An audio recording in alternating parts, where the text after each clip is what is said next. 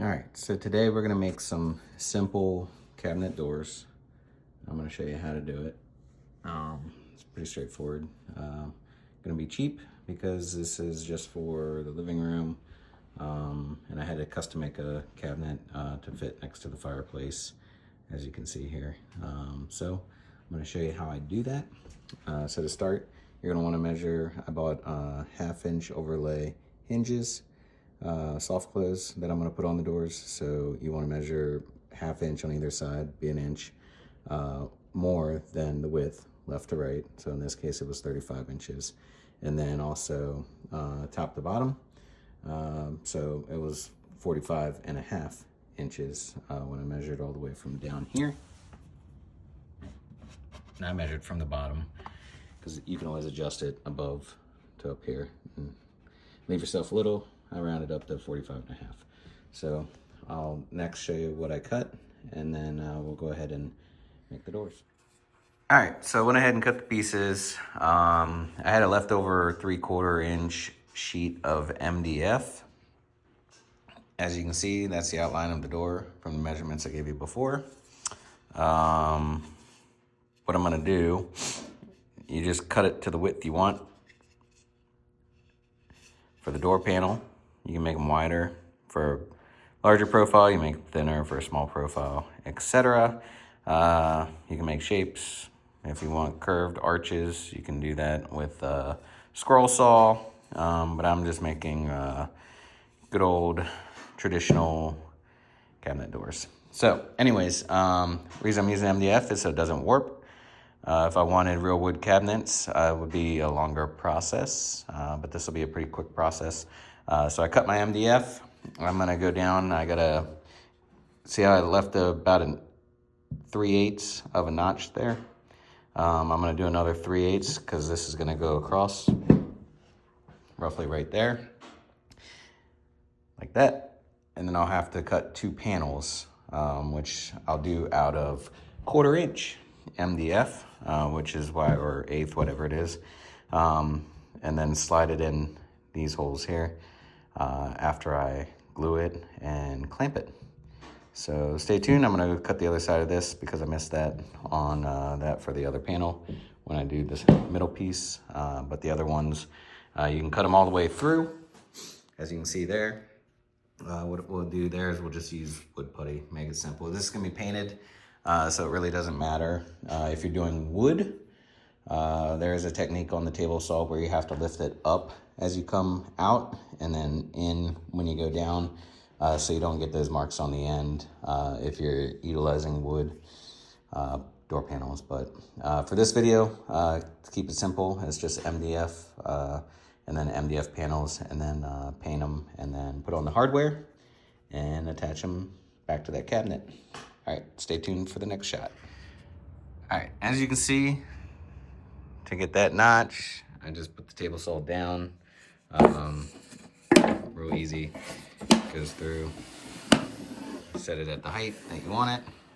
Just remember your panel's gonna have to measure that height plus the width of the inside door panel when we go to cut the panel. All right, I just want to show you that, how I set the saw, it's a table saw. And then I'll show you the only other thing I use is a crosscut saw. So, all right, we'll go back up, fit these in, measure, and then get the measurements for our panels. All right, so after I cut it, that's a good word, right? After I cut the 2 sides, right, to make sure it has a notch on each side, go down there, I clamp it all together. That's the pattern of the door. So I need to cut a piece for here and a piece for here. It's the same size because I measured it. Went ahead and wrote it down. In this case, it's 19 3/8 high by 13 wide because I'm including for the piece on the inside the notch on both sides, about an extra 1/2 inch. So next, we'll go ahead and do that. The only other tool I used was a crosscut saw. So I just want to show you that. Take it down to the table saw, and I'll cut out these and install them, glue them, and show you what a finished product looks like.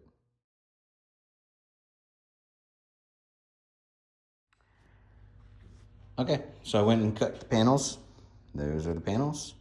Very simple 1/4 inch MDF, see? Or 1/8, sorry, 3/16, whatever nomination it is. I think it's like 3/16 or something like that. MDF, gonna go ahead and break clamps, put some glue in it, and then put these in, tighten it back up, and let them dry. Come back when it's done. Okay, once you glue it, clamp it together. Looks like that. So don't worry about if these are off a little bit, because once it dries, I can go back and shave it with the saw to make it clean cut edges. And then we'll flip it up and we'll put some wood putty in the ends to fill those. And then sand it and paint it the color we want to paint it, which in this case is going to be black. So it didn't need to be wood panels. That's it. Stay tuned for once we fill the wood putty and paint. Okay, there you have 2 finished panels. I need to, obviously, I left a little, remember I said I measured a little wide so I could trim off the tops to make it fit right. That one was much better. But I'll trim both to make them look equal. Just gonna add glue up here to those. Make sure it sits right. And then I'll add some wood putty to top it off. And then I'll sand it down when it's done. And go ahead and paint it. So we'll come back after the wood putty's done and after it's painted.